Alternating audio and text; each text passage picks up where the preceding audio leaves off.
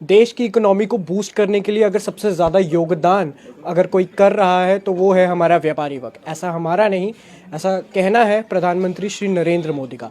लेकिन फिर भी अगर बात की जाती है जम्मू कश्मीर में, तो आइए जानते हैं किस तरीके से जम्मू कश्मीर के व्यापारी वर्ग को बड़े पैमाने पर जीएसटी और विजिलेंस डिपार्टमेंट के थ्रू किस तरीके की परेशानियों का सामना करना पड़ रहा है। इसके लिए बात करने के लिए हमारे साथ आज मौजूद है वेयर हाउस एसोसिएशन और दीपक गुप्ता जी। दीपक जी, बहुत बहुत स्वागत है आपका। दीपक जी, क्या कहना चाहेंगे सबसे पहले, जिस तरीके की परेशानियों का सामना करना पड़ रहा है आज की डेट में जम्मू प्रोविंस के अंदर तमाम व्यापारी वर्ग को?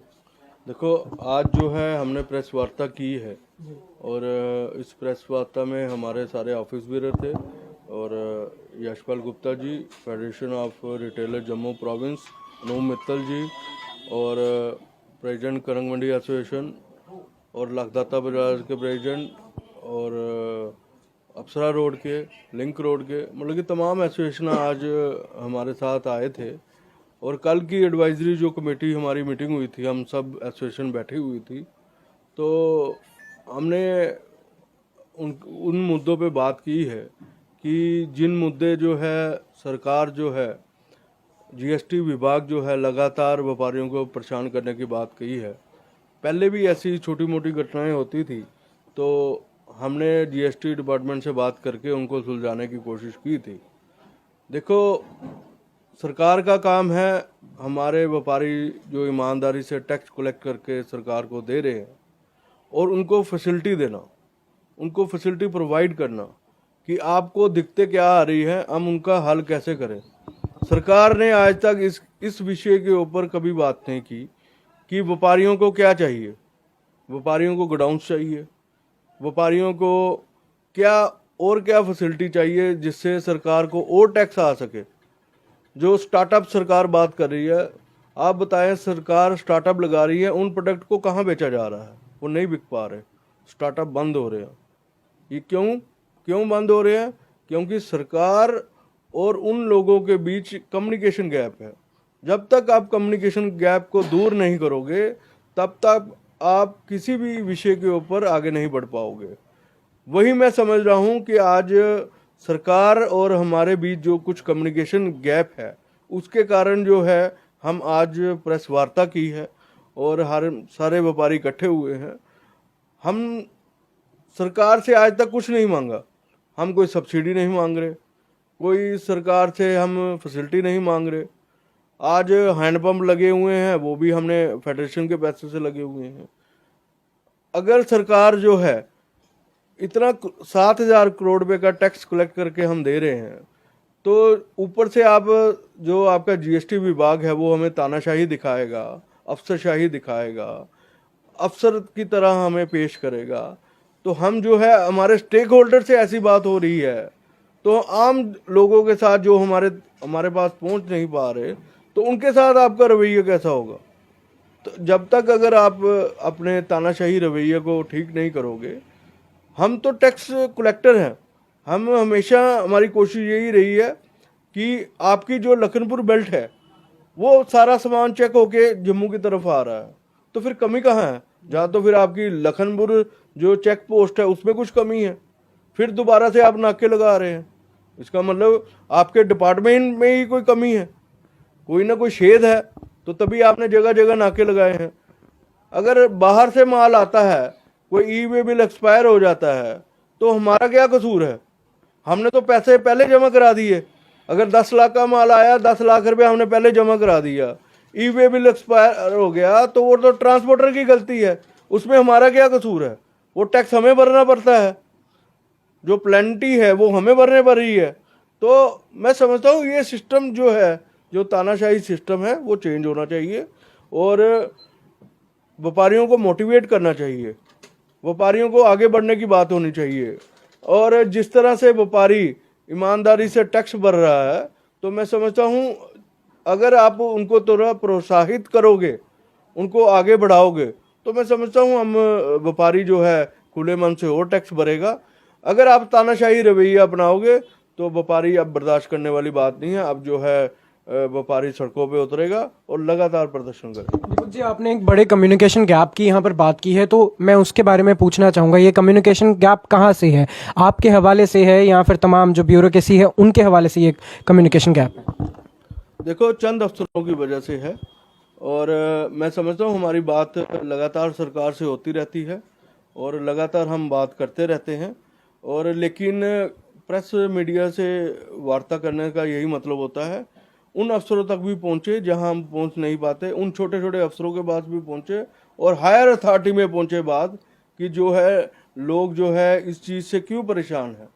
व्यापारी हमेशा देता ही देता है सरकार को, और अगर आप इस तानाशाही रवैया को नहीं छोड़ोगे तो हम जो है हमारे पास और कोई रास्ता ही नहीं बचा हुआ, और जो है हम जो है अगर धरने नहीं लगाएंगे, सड़कें बंद नहीं करेंगे तो मुझे लगता है लेकिन अगर कमिश्नर मैम चाहे तो इस मसले को सुलझा सकते हैं, और मुझे पूरा यकीन है जो एडमिनिस्ट्रेशन में बैठे हुए अच्छे अफसर हैं वो हमारी बात को सुनेंगे, समझेंगे और इस मसले को हल किया जाएगा।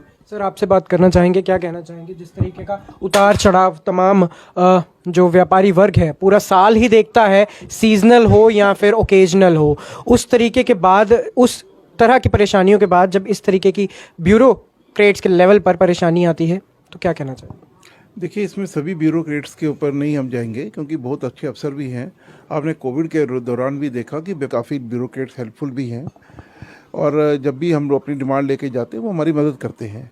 ये जो मसला है ये कमर्शियल टैक्स डिपार्टमेंट के कुछ जो अफसर्स हैं, जो विजिलेंस डिपार्टमेंट का जो विंग है उसके नाराज़गी के है व्यापारियों में, क्योंकि विजिलेंस ने जो नाके लगाए हैं वो एक पर्टिकुलर क्षेत्र में लगाए हुए हैं, और उसमें वो ये नहीं देख रहे कि अगर ये माल जा रहा है, इसका टैक्स का बिल बना हुआ है, ई-वे बिल बना हुआ है, और छोटी मोटी कोई क्लरिकल मिस्टेक या कुछ ऐसी क्लाइमेटिकल जो घटना के कारण अगर वो एक्सपायर हो रहा है ई-वे बिल, तो उनको उसके ऊपर पेनल्टी लगाने से पहले विचार करना चाहिए।